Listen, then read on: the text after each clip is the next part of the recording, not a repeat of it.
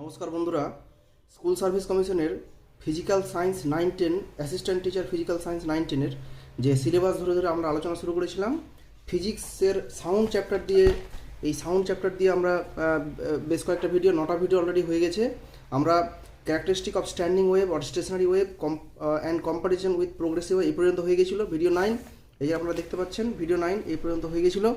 আজকে ভিডিও 10 নিয়ে হাজির হয়েছি, অর্থাৎ vibration of air column in a tube closed at one end and open at both end and beats simple explanation। এটা করলে এই ভিডিওটা শেষ হয়ে যাবে, মানে এই পুরো চ্যাপ্টারটা শেষ হয়ে যাবে। আজকে এই চ্যাপ্টারটি শেষ করে দেবো। আপনারা পুরোটা দয়া করে পুরোটা দেখবেন এবং কমেন্টে জানাবেন এরপরে কোন চ্যাপ্টারটা শুরু করলে ভালো হয়। আপনাদের মতামতের অপেক্ষায় রইলাম, আপনাদের কমেন্টের অপেক্ষায় রইলাম। আপনাদের মতামত জেনে আমি পরের চ্যাপ্টার সে মতোভাবে শুরু করব। তাহলে চলুন শুরু করা যাক। তবে এখানে একটা জিনিস বলবো, আমি গতকালই ভিডিও দেওয়ার কথা ছিল, রাতে ভিডিও রেকর্ড করে আপলোড করেও দিতাম। রেকর্ড করতে গিয়ে অনেকক্ষণ রেকর্ড হয়ে গেছিলো, তারপরে দেখলাম হঠাৎ করে ভিডিওটি স্টপ হয়ে গিয়ে ভিডিওটি পুরো আর আউট হয়ে গেল, পুরো খুঁজে পেলাম না। কিন্তু মেমোরি পুরো 5G মেমোরি, পুরো মেমোরিটা পুরো নষ্ট করে দিল এবং মেমোরি আর ছিল না, ফোন মেমোরি দিয়ে আমি আর ভিডিও করতে পারিনি। রাতে পুরো স্পেস অনেকগুলো খালি করে এখন সে ভিডিওটি রেকর্ড করছি। যাই হোক, আপনারা যারা চ্যানেলে নতুন তাদেরকে বলবো আপনারা সমস্ত ভিডিওগুলো চ্যানেলের দেখবেন। যদি ভালো লাগে দয়া করে চ্যানেলটিকে সাবস্ক্রাইব করে দেবেন এবং ভিডিওর শেষে আপনারা ভিডিওর লাইক করবেন, এই আশায় রইলাম। যাই হোক, তো চলুন শুরু করা যাক। এর আগে ভিডিও 9-এর একজন সম্মানিত দর্শকদের মধ্যে একজন ভিউয়ার্স জানতে চেয়েছিলেন ভিডিও 9-এর যে এই যে আপনার স্থানতরঙ্গের ক্ষেত্রে শক্তি, এই শক্তি বিষয়টা আবার একটু বুঝিয়ে দিতে বলেছিলেন। দেখুন, স্থানতরঙ্গের মোট শক্তি সংরক্ষিত কী করে, কারণ কণাগুলো যখন সাম্যাবস্থানে থাকে সেই শক্তি তখন শূন্য এবং গতিশক্তি সর্বাধিক। কী করে হলো, এই যে দেখুন, এই হচ্ছে আপনার এটা গ্রাফটা। সাম্যাবস্থানে কখন কখন আসছে, T=T/2-তে, মানে অর্ধ পর্যায়ে এখানে সবাই সাম্যাবস্থানে। আবার যখন টিতে তখন আবার এখানে সবাই সাম্যাবস্থানে। তাহলে সাম্যাবস্থানে মানে মিন পজিশন, যেখানে ও স্টেবল পজিশন। তাহলে আমরা জানি কোনো বস্তু, যে কোনো জিনিস, কণা স্টেবল পজিশনে যখন থাকে তখন তার স্থির শক্তি মানে পোটেনশিয়াল এনার্জিটা সব থেকে কম হয়, শূন্য হয় বা মিনিমাম হয়। যেমন আমরা এই পেনটি যখন এরকমভাবে দাঁড়িয়ে থাকবে তাহলে তার স্থির শক্তি অনেক বেশি থাকবে, কিন্তু যখন শুয়ে থাকবে তখন সেটি কি স্থির শক্তি সর্বনিম্ন। যেমন স্থিতিশক্তি হচ্ছে mgh। তাহলে এখানে যেমন এইচটা যদি একদম শূন্য হয়ে যায় তাহলে স্থিতিশক্তিটা শূন্য হয়ে যাচ্ছে। তাহলে আমরা যখন দাঁড়িয়ে অবস্থায় থাকি তখন স্থিতিশক্তি অনেক বেশি থাকে, যখন শুয়ে থাকি তখন স্থিতিশক্তি একদম জিরোর কাছাকাছি হয়ে যায়, মানে আপনার সর্বনিম্ন অবস্থায় থাকে। তাহলে আর গতিশক্তি কখন হবে, যখন গতিবেগ সবথেকে বেশি তখন গতিশক্তি সবথেকে বেশি। এবার দেখুন, এখানে একটা কণা, মাধ্যমের কণা কাঁপছে যখন, তখন কণাটি কী হচ্ছে, ধরুন এই কণাটা এখানে সাম্যাবস্থান, এটা এবার যখন কাঁপছে তখন কীভাবে হচ্ছে, প্রথমে ওর মিন পজিশন সাম্যাবস্থান থেকে ও বিচ্যুত হলো, মানে উপরে দিয়ে যাচ্ছে। তাহলে উপরে দিয়ে যাচ্ছে আর গতিবেগ নিয়ে যাচ্ছে। এবার গতিবেগ আস্তে আস্তে কমতে কমতে কী হবে, একদম সর্বাধিকেতে গতিবেগটা জিরো হয়ে যাচ্ছে। গতিবেগ জিরো না হলে আরও যেত, এখানে এই পর্যন্ত থেমে যাচ্ছে, মানে ওর গতিবেগ আর নেই, যেতে পারছে না, মানে এখানে গতিবেগ কত, শূন্য। তার মানে সর্বাধিক এতে গতিশক্তি কত হচ্ছে, গতিশক্তিও শূন্য হয়ে যাচ্ছে, গতিশক্তিও শূন্য হয়ে যাচ্ছে। এবার কী হচ্ছে, ও স্থিতিস্থাপকতা অর্থাৎ ইলাস্ট্রিসিটির জন্য ও আগের অবস্থানে ফিরে আসতে চাইছে। এবার ওর গতিবেগ আবার এভাবে এদিকে আসতে চাইছে, গতিবেগ বাড়ছে, এখানে সব থেকে বেশি গতিবেগ, কিন্তু এখানে ও থামতে পারছে না। ওর গতিজাড্যের জন্য আবার পেছন দিকে চলে যাচ্ছে, পেছন দিকে যেতে যেতে এখানে সব থেকে বেশিতে কী হচ্ছে, ওর গতিবেগ আবার শূন্য হয়ে যাচ্ছে। তখন কী হচ্ছে, আবার ওর স্থিতিস্থাপকতার জন্য ও মিন পজিশনে ফিরে যেতে চাইছে। তাহলে এভাবে ও কাঁপছে। তার মানে ওর সর্বাধিক স্মরণে গতিবেগ শূন্য হয়ে যাচ্ছে, ওই জন্য গতিশক্তিও শূন্য। আর আপনার এতে কোনার যখন একদম মিন পজিশন সাম্যাবস্থা তখন কি গতিবেগটা সব থেকে বেশি থাকে, ওই জন্য গতিশক্তি সব থেকে বেশি ম্যাক্সিমাম। আর দেখুন, মিন পজিশন বা সাম্যাবস্থানে ওর কত, স্থিতিশক্তি কত, আমরা জানি সাম্যাবস্থানে স্থিতিশক্তি সবথেকে কম হয় এবং সবথেকে বেশি দূরে যেখানে সবথেকে বেশি বিচ্যুত হয়েছে সেখানটাই স্থিতিশক্তি সব থেকে বেশি হবে। তাহলে এই ছিল বিষয়টা। তাহলে স্থিতিশক্তি কণাগুলির সাম্যাবস্থানে কী হচ্ছে, স্থিতিশক্তি শূন্য হচ্ছে আর গতিশক্তি সর্বাধিক হচ্ছে। আর কণাগুলির যখন সর্বাধিক শূন্য তখন স্থিতিশক্তি সর্বাধিক, গতিশক্তি শূন্য। তাহলে যে কোনো পজিশনে দেখুন সাম্যাবস্থানে স্থিতিশক্তি শূন্য হলে গতিশক্তি সর্বাধিক, মানে দুটো মিলিয়ে যোগফল ধ্রুবক, আবার সর্বাধিক সরণে স্থিতিশক্তি সর্বাধিক, গতিশক্তি শূন্য, দুটো যোগফল একটা ধ্রুবক হচ্ছে। অন্যান্য পজিশনেও স্থিতিশক্তি এবং গতিশক্তির যোগফলটা কী হবে, ধ্রুবক থাকছে, একটা সংরক্ষিত থাকছে, ওই জন্য মোট শক্তি সংরক্ষিত। তো এই ছিল পূর্বের পাঠের মানে ক্লাস ভিডিও 9-এর একটা বিষয়, যিনি একজন সম্মানিত ভিউয়ার্স উনি জানতে চেয়েছিলেন বিষয়টা আবার, তাই বলে দিলাম। আশা করি এবার বুঝতে পেরেছেন। যদি তারপরেও কোথাও সমস্যা থাকে আবার কমেন্টে করবেন, পরের ভিডিওতে আবার বলে দেবো। তো চলুন আজকের ভিডিও শুরু করি। ভিডিও 9 এই পর্যন্ত হয়েছিল। ভিডিও 9 তির্যক টানটারে তির্যক তরঙ্গের বেগ। এরপরে ভিডিও 10 নিয়ে আমরা 10 করব, যেটা হচ্ছে আপনার টান করা তারে অনুদৈর্ঘ্য তরঙ্গ বেগ এবং তির্যক তরঙ্গ বেগের অপেক্ষা বহুগুণ বেশি। অনুদৈর্ঘ্য বেগটা অনেক বেশি, এটা আপনাকে জানতে হবে। এবার আমি ডিটেলসে একটু করাচ্ছি যাতে করে আপনার মনে থাকে, বা ভুলে গেলেও আপনি নিজে বের করতে পারেন পরীক্ষার সময়। দেখুন তির্যক বেগ আমরা জানি কি ভি সমান √T/m, তির্যক মানে ট্রান্সভার্স, ওই জন্য সাফিক্স টি দিয়েছি। অনুদৈর্ঘ্য তরঙ্গ বেগ হচ্ছে VL সাফিক্স এল মানে লঙ্গিটিউডাল, সেটা হচ্ছে √Y/ρ। যেহেতু কারণ তারে অনুদৈর্ঘ্য তরঙ্গ বেগ কত, টান তার মানে কি কঠিন মাধ্যমে অনুদৈর্ঘ্য তরঙ্গ বেগ হচ্ছে √Y/ρ। এটা আমরা আগে জেনেছি, আপনারা সেই ভিডিও দেখে নিয়ে এটা মনে না থাকলে দেখে নেবেন, এটা আমরা পূর্বে করিয়েছি। তাহলে কি হলো, ওয়াই সমান কি, এখানে ওয়াই হচ্ছে ইয়ং মডুলাস। তাহলে ইয়ং মডুলাস আমরা জানি অনুদৈর্ঘ্য পীড়ন বাই অনুদৈর্ঘ্য বিকৃতি। অনুদৈর্ঘ্য পীড়ন হচ্ছে T/α, টি হচ্ছে আপনার টান, আর আলফা হচ্ছে প্রস্থচ্ছেদ ক্ষেত্রফল। তাহলে T/α হচ্ছে পীড়ন, আর x/l হচ্ছে বিকৃতি, অনুদৈর্ঘ্য বিকৃতি। তাহলে x হচ্ছে কতটা বৃদ্ধি পেলো, আর l হচ্ছে অরিজিনাল লেন্থটা। তাহলে এটা যদি আমি এল উপরে করে দিই তাহলে TL/x⁴। তাহলে VL কত, VL হচ্ছে Y/ρ। তাহলে y এর জায়গায় আমি ভ্যালুটা বসাবো TL/α আলফা এক্স, আর রো তো ছিলই, রো হচ্ছে ঘনত্ব। এবার দেখুন এই আলফা ইন্টু রো এর জায়গায় আমি এম বসিয়েছি, তাহলে mx থাকলো। আলফা ইন্টু রো এর জায়গায় কী বসিয়েছি, এম বসিয়েছি। কেন আলফা ইন্টু রো এম হবে, কারণ আলফা ইন্টু রো, আলফা হচ্ছে প্রস্থচ্ছেদ ক্ষেত্রফল, আর রো হচ্ছে কি মাস পার ইউনিট ভলিউম, মানে একক দৈর্ঘ্যের ভরকে ঘনত্ব বলে। তা আলফা, তাহলে মাস ভর বাই ভলিউম মানে কি, ভলিউম মানে হচ্ছে ধরুন এটা হচ্ছে একটা আয়ত ঘন টাইপের কিছু একটা জিনিস, যার এইটুকুর ক্ষেত্রফল হচ্ছে আলফা, আর এর লেন্থ হচ্ছে এল। তাহলে এর ক্ষেত্র আয়তন কত হবে, আলফা ইন্টু এল, এরকম হয়, ঠিক আছে। তাহলে এটা হচ্ছে আয়তন, তাহলে আলফা ইন্টু এল হচ্ছে আয়তন। বোঝা গেল তো। যেমন ধরুন আপনার একটা সিলিন্ডারের আয়তন কত, πr²h। কী করে হলো, এটুকু হচ্ছে আপনার নিচের প্রস্থচ্ছেদ হচ্ছে আপনার বৃত্তের মতো, তার ক্ষেত্রফল কত, πr² হচ্ছে তার ক্ষেত্রফল এই বৃত্তটার, আর এই লেন্থটা হচ্ছে h, তাহলে πr² ইন্টু h। তাহলে এই ক্ষেত্রফলটা ইন্টু লেন্থটা গুণ করে দিলে আয়তন পেয়ে যাবো। তাহলে সিমিলারলি এই যে ক্ষেত্রফলটা প্রস্থচ্ছেদ ক্ষেত্রফল ইন্টু দৈর্ঘ্য গুণ করলে আমরা আয়তন পাবো। আলফা ইন্টু এল হলো, আলফা কেটে গেল, থাকলো কি মাস মানে ভর পার ইউনিট লেন্থ। মাস পার ইউনিট লেন্থকে কী বলি, এম বলি। এটা হচ্ছে এম, মাস পার ইউনিট লেন্থ। তাহলে আমরা এই আলফার যেগুলো এম পেলাম, তাহলে √T/m থাকলো, আর √L/x-কে আলাদা করে রাখলাম। এবার দেখুন √T/m মানে √T/m হচ্ছে ভিটি, তাহলে ভিটি ইন্টু √L/x হলো। তাহলে ভিটিকে যদি এদিকে করি তাহলে ডিভাইড হয়ে যাবে, তাহলে VL/VT গুলো কত, √L/x। এলটা যেহেতু x থেকে অনেক বেশি, ওই জন্য >1, তাহলে কী হলো, VL >VT হবে। তার মানে লঙ্গিটিউডাল ওয়েভটা আপনার অনুদৈর্ঘ্য বেগটা, তরঙ্গের বেগটা তার আপনার তির্যক তরঙ্গ বেগের থেকে অনেক বেশি। আপনাকে এটা হয়তো MCQ করে দিয়ে দিল যে কোনটা ঠিক, আপনার VL >VT না VL VT না VL=VT না, কিছু বলা যাবে না। তাহলে আপনাকে কিন্তু এটা জানতে হবে, এবং এটা আমি ডিটেলসে করালাম এই কারণে যাতে আপনার বুঝতে সুবিধা হয়, মনে থাকে, এবং ভুলে গেলেও যাতে আপনি পরীক্ষার সময় টাইম পেলে বের করে নিতে পারেন নিজেই। এবার দেখুন আমরা এই পর্যন্ত হয়ে গেল, আমরা এবার পরের এতে যাব। দেখুন vibration of air column in a tube closed at one end and open at both end, এটা আমরা এবার শিখব। দেখুন বায়ুস্তম্ভের কম্পন মানে হচ্ছে ভাইব্রেশন অফ এয়ার কলাম। তাহলে এর বৈশিষ্ট্য কী হবে, বায়ুস্তম্ভের কম্পনের বৈশিষ্ট্য হচ্ছে দুটো বৈশিষ্ট্য, একটা স্থান তরঙ্গ, এটা হচ্ছে অনুদৈর্ঘ্য তরঙ্গ। মানে বায়ুস্তম্ভে যে কম্পনটা হবে সেটা এখানে স্থান তরঙ্গ তৈরি হয়, আর অনুদৈর্ঘ্য হবে।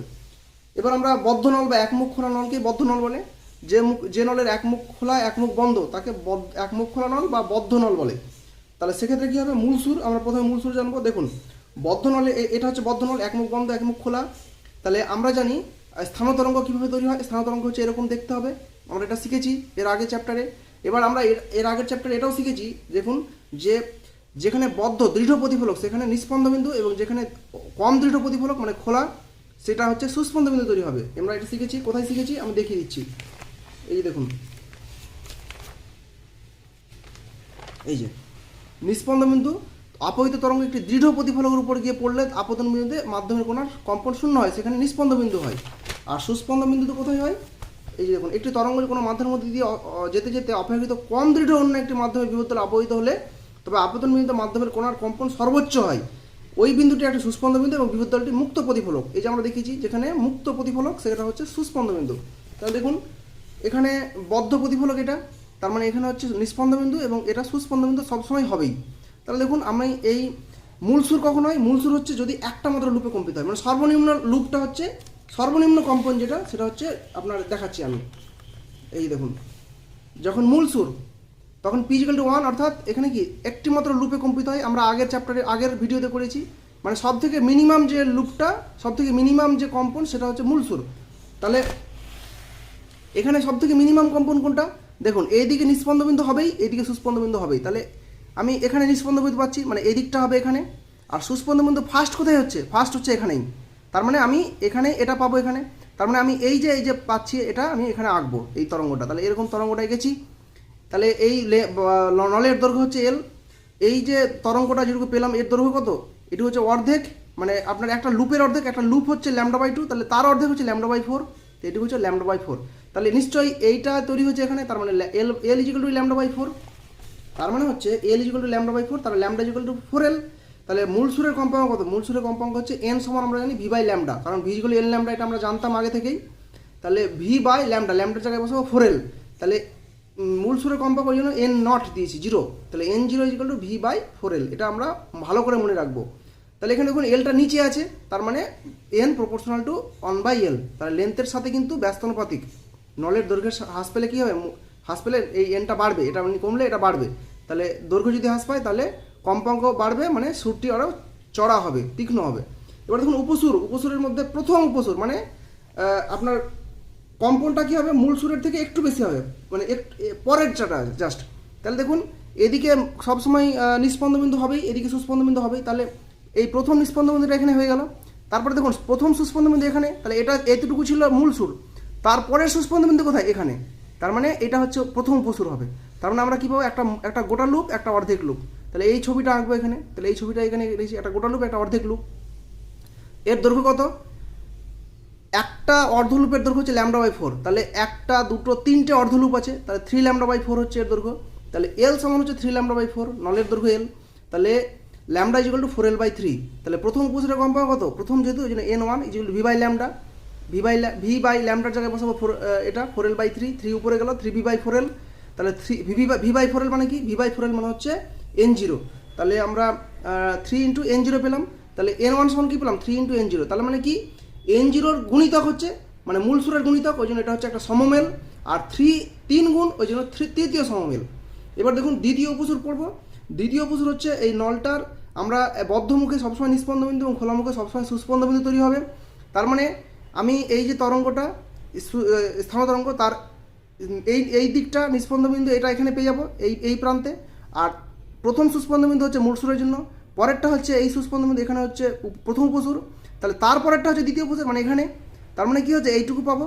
তাহলে এই দুটো ফুল মানে পূর্ণ লুপ এবং একটা অর্ধ লুপ। তাহলে দুটো পূর্ণ লুপ, একটা অর্ধ লুপ, এই পোর্শনটুকু এঁকেছি এখানে। তাহলে এই নলের দৈর্ঘ্য হচ্ছে এল। তাহলে এইটুকুর দৈর্ঘ্য কত? এই তরঙ্গটার দৈর্ঘ্য হচ্ছে, দেখুন কটা অর্ধলুপ আছে? একটা, দুটো, তিনটে, চারটে, পাঁচটা। তাহলে 5 λ/4। একটা অর্ধলুপের দৈর্ঘ্য হচ্ছে λ/4, তাহলে 5টা, তার মানে 5 λ/4। তাহলে এল সমান 5 λ/4। তাহলে ল্যামডা সমান কত? 4L/5। দ্বিতীয় উপসুরের কম্পাঙ্ক কত হবে? n2 সমান v/λ, কারণ এটা আমরা জানি v = L λ, তাহলে n হচ্ছে v/λ। তাহলে v/λ-র জায়গায় ভ্যালুটা বসাবো 4L/5, 5 উপরে গেল 5 v/4L। তাহলে v/4L হচ্ছে n, v/4L হচ্ছে n0, তাহলে 5 × n0। তাহলে n2 সমান কী পেলাম? 5 × n0। তাহলে এটা হচ্ছে মূল সুরের গুণিতক, সরল গুণিতক, ওই জন্য এটা হচ্ছে সমমেল, কিন্তু এটা 5 গুণ, মানে পঞ্চম সমমেল। তাহলে সিমিলারলি আমরা দেখুন যখন n1 তখন কী পাচ্ছি? 3, 1-এর সময় 3 পাচ্ছি, 2-এর সময় 5 পাচ্ছি। তার মানে কি হচ্ছে? যখন 1 তখন কি পাচ্ছি? 3 পাচ্ছি, যখন 2 তখন কি পাচ্ছি? 5 পাচ্ছি। কী করে হচ্ছে? 3 কী করে লিখতে পারি? 1 ইন্টু 2 প্লাস 1 করতে পারি, তাহলে 2 1 কি 2 প্লাস 1 3।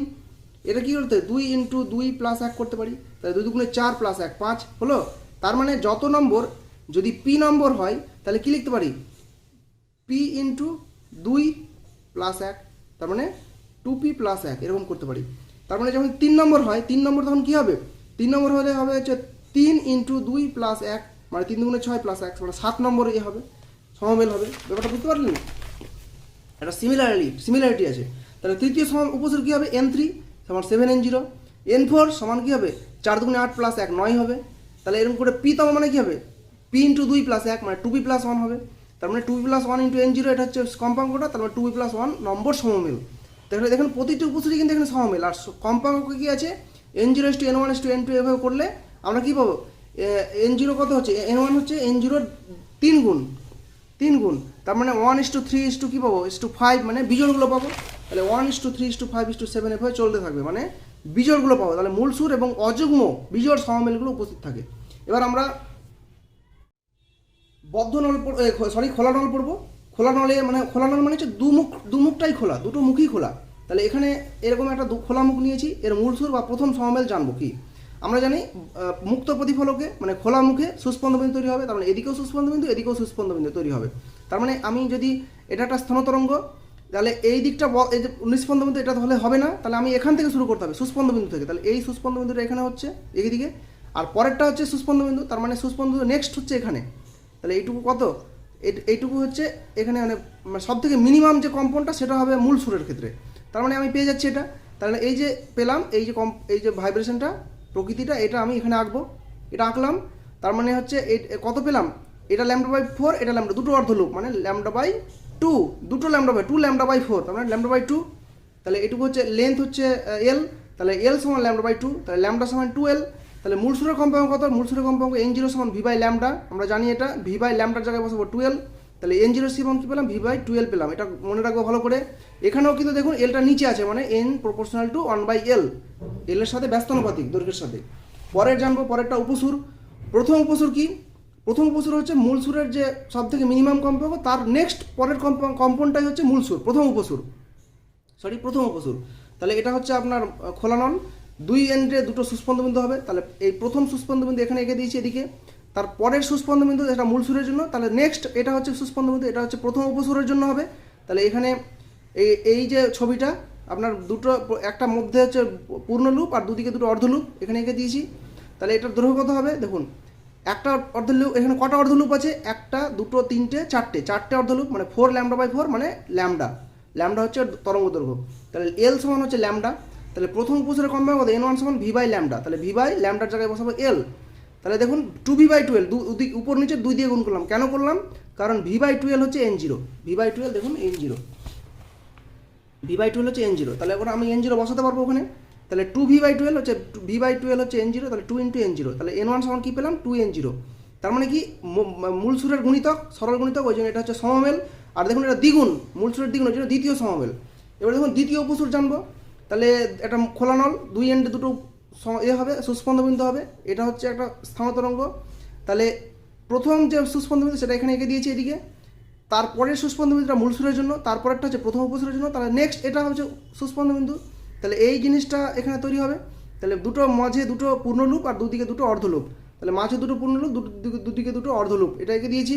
তাহলে এখানে দৈর্ঘ্য কত হবে দেখুন, কটা লুপ আছে অর্ধলুপ কটা আছে 1 2 3 4 5 6টা, তাহলে 6 λ/4। তাহলে এল সমান হচ্ছে 6 λ/4, তাহলে ল্যামডা সমান কত 4l/6, কাটাকুটি করলে হবে 2l/3। তাহলে দ্বিতীয় উপসুরের কম্পাঙ্ক হচ্ছে n2 সমান v/λ, v/λ জায়গায় বসাবো 2l/3, 3 উপরে গেল তাহলে 3v/12, v/12 হচ্ছে n0। দেখুন আমরা আগেই করেছি v/12 হচ্ছে n0 মূলসুরের কম্পাঙ্ক। তাহলে কী হবে 3 × n0, তাহলে n2 সমান কী পেলাম 3 × n0 পেলাম। তাহলে তৃতীয় সমমেল, দেখুন এটা সমমেল হচ্ছে কারণ সরল গুণিতক আর 3 গুণ, ওই জন্য তৃতীয় সমমেল। তাহলে দেখুন এখানেও সিমিলারিটি আছে, যখন n1 তখন 2n0 মানে 1 বেশি, যখন n2 তখন 3n0 1 বেশি। তাহলে যখন 3 নম্বর হবে তখন কী হবে n3 তখন কী হবে 4n0, n5 হবে তখন 5n0, n4 তখন 5n0 1 বেশি করে হবে। তাহলে p তম উপসুর কী হবে np সমান p + 1 × n0। তাহলে এটাও হবে আপনার p + 1তম সমমেল। তাহলে প্রতিটা উপসুরই কিন্তু সমমেল হচ্ছে। আর কম্পাঙ্কের অনুপাত কী হবে, যেহেতু সবগুলো কি n1 সমান এটা হচ্ছে N0 পাচ্ছি, N1টা হচ্ছে 2N0, N2টা হচ্ছে 3N0, তার মানে সবগুলোই 2 3 সবগুলোই আছে। তাহলে N1 N0 N1 N2 সমান কী পাবো? 1:2:3:4 চলবে। তার মানে যুগ্ম অযুগ্ম সবাই আছে, 2 আছে 3ও আছে, জোড় বিজোড় সবাই আছে। তার মানে হচ্ছে আপনার মূল সুরের যুগ্ম এবং অযুগ্ম উভয় প্রকার সমমিলে উপস্থিত থাকে। তাহলে এই জন্য খোলা নল কি শ্রুতি মধুর হয়। বদ্ধ নল অপেক্ষা খোলা নলে সমমিলের সংখ্যা বেশি থাকায় খোলা নলে কি অনেক বেশি শ্রুতি মধুর হয়, শ্রুতি নিঃসৃত স্বরটা। বাঁশির গায়ে ছিদ্র থাকে।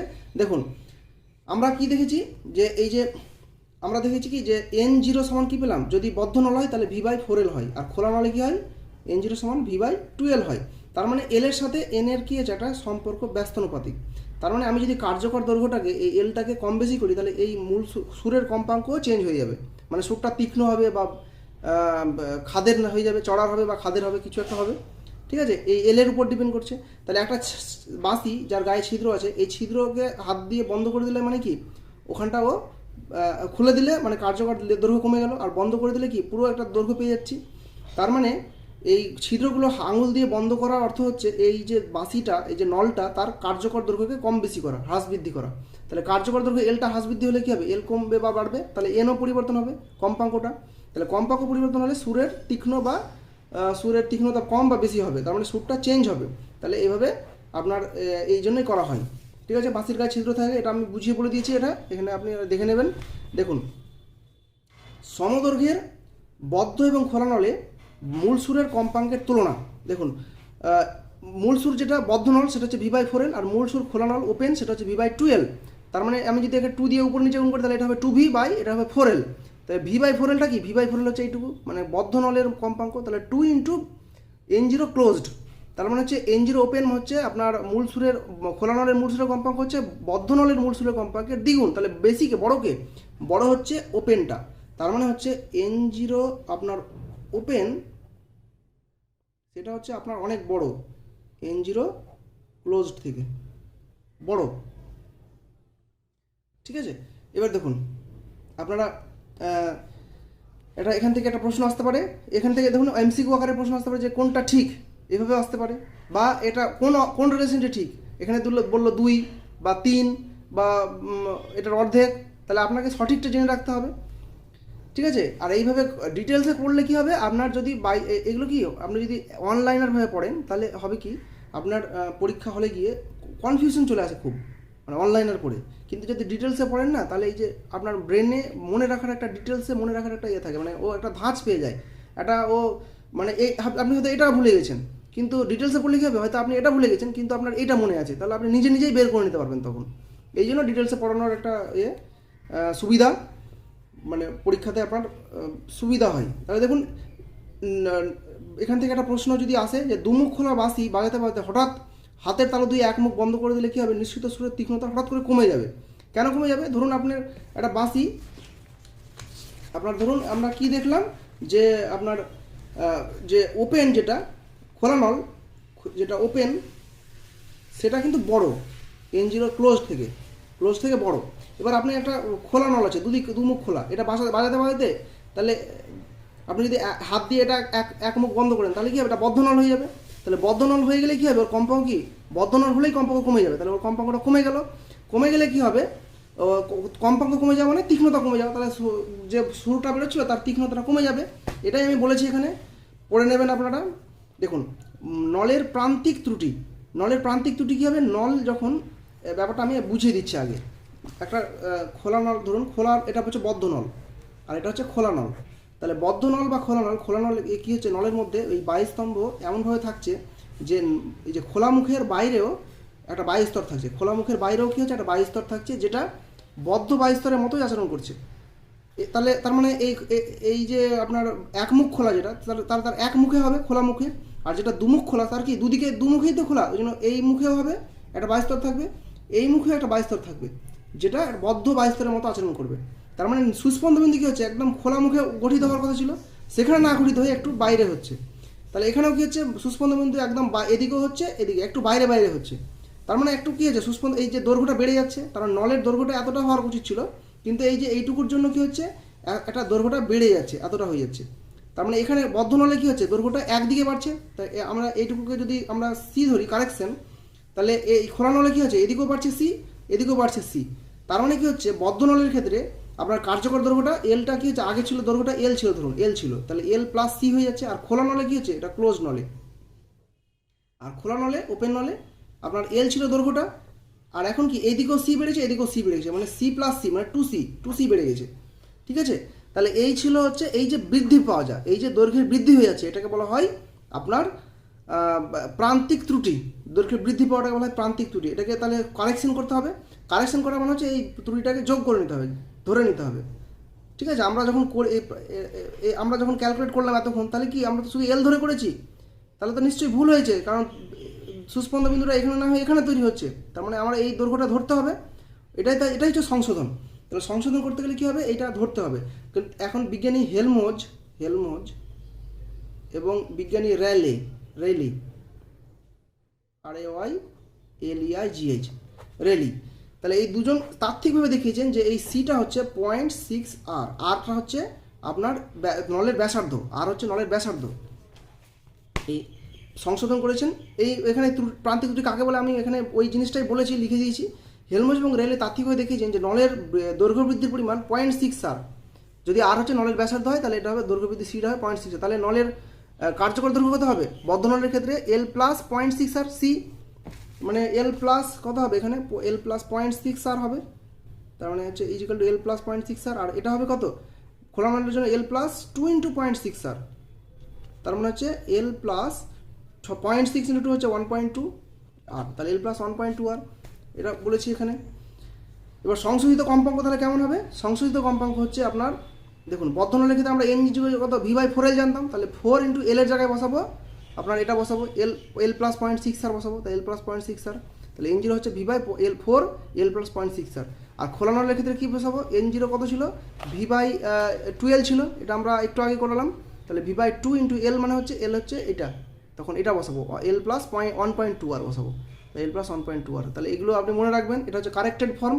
এবার এখানেও দেখুন আরটা কোথায় আছে, এই ব্যাসার্ধটা নিচে আছে। তার মানে কীভাবে হচ্ছে, N0 এনটা কি হচ্ছে 1/r, আরটা যদি নিচে, ওই জন্য ব্যস্তানুপাতিক পরিণত। যার মানে একটা নল যদি সরু হয়, মানে আরটা কম হয়, তাহলে কী হবে, সরু হলে এটা আর কমলে এন বেশি হবে, মানে তীক্ষ্ণ হবে। আর যদি মোটা হয় তাহলে আর বেশি হওয়া মানে হচ্ছে আপনার আর বড় হলে এন কমে যাবে, তাহলে এন কমে গেলে কী হবে, তীক্ষ্ণতাটা কমে যাবে। তাহলে আমরা এইটা কেন বললাম, কারণ এক্ষুনি বোঝাচ্ছি। বায়ুস্তম্ভের কম্পাঙ্কের উপর বিভিন্ন ভৌত রাশির প্রভাব। দেখুন দৈর্ঘ্যের প্রভাব কী হবে, আমরা এন সমান প্রপোর্শনাল টু 1/L, এটা জেনেছি আগেই, যে দৈর্ঘ্যের সাথে ব্যস্তানুপাতিক। দৈর্ঘ্য বাড়লে কম্পাঙ্ক কমে যাবে, মানে দৈর্ঘ্য কমলে কম্পাঙ্ক বেড়ে যাবে, তাহলে কী হবে, তীক্ষ্ণ হবে। তো এটা দেখেছি যে কলসি বা অন্য কোনো পাত্রে জল ভরার সময় কী হয়, জল ভরার শব্দের তীক্ষ্ণ ধীরে ধীরে বাড়তে থাকে। কী করে হয়, যে ধরুন একটা কলসি বা একটা কোনো পাত্র আছে, এটাকে আপনি জল ভরছেন, আগে কী ছিল, খালি অবস্থায় পুরো বাতাস ছিল, বায়ুস্তম্ভের দৈর্ঘ্য বেশি ছিল। এবার ধরুন আপনি জল ভরছেন, তাহলে জল এরকম ভরে যাচ্ছে, তাহলে বায়ুস্তম্ভ কি কমে যাচ্ছে, উপরে বায়ুস্তম্ভ হচ্ছে, বায়ুস্তম্ভ আস্তে আস্তে কমছে, কারণ জলটা নিচে ভর্তি হচ্ছে আস্তে আস্তে। তাহলে বায়ুস্তম্ভ এল যদি কমে যায়, তাহলে আমরা জানি এন সমান হচ্ছে প্রপোর্শনাল টু 1/L। এল যদি কমে যায়, এল কমে গেলে এন বাড়বে, এল যদি কমে তাহলে কী হবে, এন বাড়বে। এন বেড়ে যাওয়া মানে তীক্ষ্ণতাটা বেড়ে যাওয়া, এন বেড়ে যাওয়া মানে তীক্ষ্ণ, তার মানে তীক্ষ্ণ হবে। ওই জন্য দেখবেন কলসি বা কোনো জিনিস পাত্র যদি জল ভরার সময় ভর্তি অবস্থায় হতে চায়, তখন খুব একটা তীক্ষ্ণ আওয়াজ পাওয়া যায়, জল ভরার শব্দ পাওয়া যায়। তাহলে এই ছিল বিষয়। এরপরের আমরা প্রস্থচ্ছেদের প্রভাব দেখুন, আমরা এক্ষুনি করলাম যে যেটা সরু নলে আর কম হলে কী হবে, এন বেশি হবে, মানে তীক্ষ্ণ হবে। আর মোটা নলে কী হবে, মোটা নলে প্রস্থচ্ছেদ বেশি হলে আর বেশি, আর বাড়লে এন কমবে, মানে তীক্ষ্ণতা কমে যাবে। তাহলে এই জিনিসটাই বলেছি প্রস্থচ্ছেদের প্রভাব। উষ্ণতার প্রভাব দেখুন, উষ্ণতা আমরা এন এবং ভি দুটোর, আপনারা কী জানলাম, খোলা নল বা বদ্ধ নল দুটোর ক্ষেত্রে খোলা নলে কি N0 সমান V/4L, যেটা বদ্ধ নলে, আর খোলা নলে N0 সমান V/2L। তাহলে দুদিক তো সবসময় ভিটা উপরে আছে, তার মানে এন প্রপোর্শনাল টু ভি হচ্ছে। তাহলে কম্পাঙ্কটা আপনার গতিবেগের সাথে সমানুপাতিক। আবার আমরা এর আগে জানছি ভি প্রপোর্শনাল টু টি, উষ্ণতা বাড়লে গতিবেগ বাড়ে শব্দের। আমরা এর আগে, আপনারা আর পাতা উল্টে দেখাচ্ছি না, আপনারা মনে না থাকলে দেখে নেবেন আগের ভিডিও। ভি প্রপোর্শনাল টু টি, উষ্ণতা বাড়লে শব্দের গতিবেগ বাড়ে, ওই জন্য বর্ষাকালে শব্দের গতিবেগ বেশি হয়, কারণ শীতকালের থেকে বর্ষাকালে উষ্ণতা বেশি হয়। তাহলে ভি বাড়লে এন বাড়বে, আবার টি বাড়লে ভি বাড়বে, তার মানে টি বাড়লে এন বাড়বে, তাহলে এন প্রপোর্শনাল টু টি, তার মানে উষ্ণতা বাড়লে কম্পাঙ্ক বেড়ে যাবে। হলো। আবার আর্দ্রতার প্রভাব কি, আমরা এন প্রপোর্শনাল টু ভি যেমন আগে জানলাম, তার মানে ভি প্রপোর্শনালটা আবার হয় রো হয় ঘনত্ব, ভি প্রপোর্শনাল টু আর্দ্রতা হয়। তাহলে বর্ষাকালে কি আর্দ্রতা বেশি থাকে শীতকালের তুলনায়, তাহলে বর্ষাকালে আর্দ্রতা বেশি থাকার জন্য গতিবেগ বেশি হয়, তাহলে আর্দ্রতা বাড়লে গতিবেগ বাড়বে, আর গতিবেগ বাড়লে কম্পাঙ্ক বাড়বে, তার মানে হচ্ছে এন সমান কি, এন প্রপোর্শনাল টু আর্দ্রতা বাড়লে কম্পাঙ্ক বেড়ে যাবে। তাহলে আমরা এন প্রপোর্শনাল টু আর্দ্রতা হলো বায়ুর, এই পর্যন্ত জানলাম। এরপরে আমরা একটা অঙ্ক জানবো, এই রিলেটেড একটা নিউমেরিক্যাল করে নেবো। 400 হার্জ কম্পাঙ্কের সুর সৃষ্টিকারী একটি বদ্ধনলের দৈর্ঘ্য 20 সেন্টিমিটার হলে অপরিবর্তিত তাপমাত্রায় 600 হার্জ কম্পাঙ্কের সুর সৃষ্টিকারী খোলা নলের দৈর্ঘ্য নির্ণয় করো। দেখুন N0 ক্লোজড কত, বদ্ধনল, সেটা V/4L হয়। তাহলে V সমান কত, 4L ইন্টু এটা 4L ইন্টু N0 ক্লোজড, তাহলে 4 ইন্টু L হচ্ছে 20 সেন্টিমিটার, আর N0 ক্লোজড হচ্ছে বদ্ধনলের ক্ষেত্রে 400 হার্জ, তাহলে 400 হার্জ হলো। তাহলে এটা আমরা রেখে দিলাম, গুণ করবো না, কেন করবো না এক্ষুনি দেখাচ্ছি। দেখুন N0 ওপেনের ক্ষেত্রে আমরা কি জানি, খোলা নলে, তাহলে V/2L আমরা জানি। তাহলে এখানে L সমান কত, L সমান হচ্ছে V/2 ইন্টু এটা, এনটা নিচে চলে আসবে, N0 ওপেন, তাহলে V সমান এখানে বসিয়ে দেবো, এটা যেটা জানলাম 4 ইন্টু 20 ইন্টু 400, আর 2 ইন্টু N0 ওপেন হচ্ছে 600 হার্জ বলে দিয়েছে। এটা গুণ করিনি কেন, কারণ এখন কাটাকুটি করবো তাই। দেখুন এটা কাটাকুটি করলে হবে 80/3, তার মানে 26.67 হচ্ছে সেন্টিমিটার, এটা হচ্ছে দৈর্ঘ্যটা, নলের দৈর্ঘ্য। ঠিক আছে, বোঝা গেল আশা করি। এবার পরের প্রশ্ন, শীতকালে 10 ডিগ্রি সেলসিয়াস উষ্ণতায় একটি খোলা অর্গান নল থেকে নিঃসৃত একটি সুরের কম্পাঙ্ক 400 হার্জ, গ্রীষ্মকালে উষ্ণতা বেড়ে 40 ডিগ্রি সেলসিয়াস হলে ওই সুরটির কম্পাঙ্ক কত হবে। দেখুন ধরি 0 ডিগ্রি সেলসিয়াস উষ্ণতায় শব্দের বেগ বায়ুতে হচ্ছে V0, তাহলে 10 ডিগ্রি এবং 40 ডিগ্রি সেলসিয়াস উষ্ণতায় বায়ুতে শব্দের বেগ কত হবে, V1 এবং V2 হবে। তাহলে ধরুন V1 এবং V2 ধরলাম, তাহলে V1 সমান হচ্ছে V0 ইন্টু 1 প্লাস 0.00183 ইন্টু 10, আর V2 হচ্ছে V0 ইন্টু 1 প্লাস 0.00183 ইন্টু 40। কী করে এটা এলো, এই ফর্মুলা আমরা জানি। এই ফর্মুলা হচ্ছে যে ধরুন যে যদি 0 ডিগ্রি সেলসিয়াস উষ্ণতায় শব্দের গতিবেগ বায়ুতে V0 হয়, তাহলে T ডিগ্রি সেলসিয়াস উষ্ণতায় শব্দের গতিবেগ VT সমান কত হবে, VT এগুলো হচ্ছে V0 into 1 plus 0.00183 into T, এটা হচ্ছে ফর্মুলা। তাহলে এবার যত ডিগ্রি সেলসিয়াস টিটা তত বসাবেন, তা 10 ডিগ্রি বেলায় 10, 40 ডিগ্রি বেলায় 40, তাহলে এটা ক্যালকুলেট করলে হবে 1.0183 V0, এটা করলে হবে 1.0732 V0।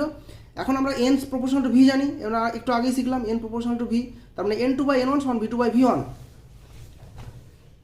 এবার V2 কত, এটা বসালাম, V1 হচ্ছে এটা বসালাম, আগের থেকে পেলাম এটা, তাহলে V0 কেটে গেল। এখন দেখুন N2 সমান কত, এটা ইন্টু N1টা উপরে গেলে গুণ হয়ে যাবে, তাহলে N1টা কত হচ্ছে 400, মাল্টিপ্লাই ক্যালকুলেট করলে হবে 421.57 হার্জ। তাহলে এই ছিল হচ্ছে এই পর্যন্ত হলো আপনার কি বলে আপনার vibration of air column in a tube closed at one end and open at both end, এটা পুরোপুরি হয়ে গেল। এবার আমরা বিট পড়াবো, বিটস সিম্পল এক্সপ্লেনেশন।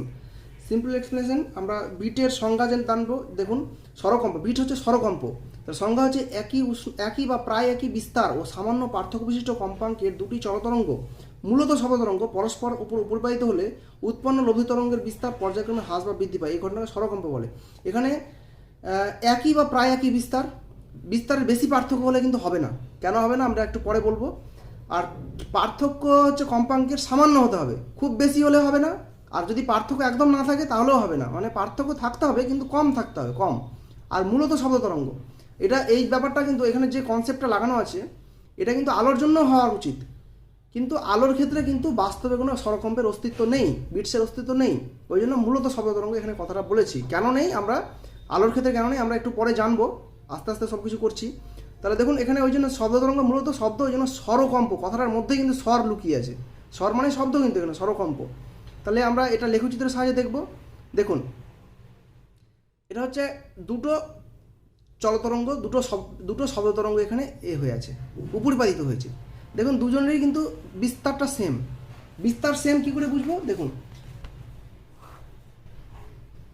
এটা একটা চলতরঙ্গ, এই চলতরঙ্গ দেখুন যদি এরকম হয়, যে ধরুন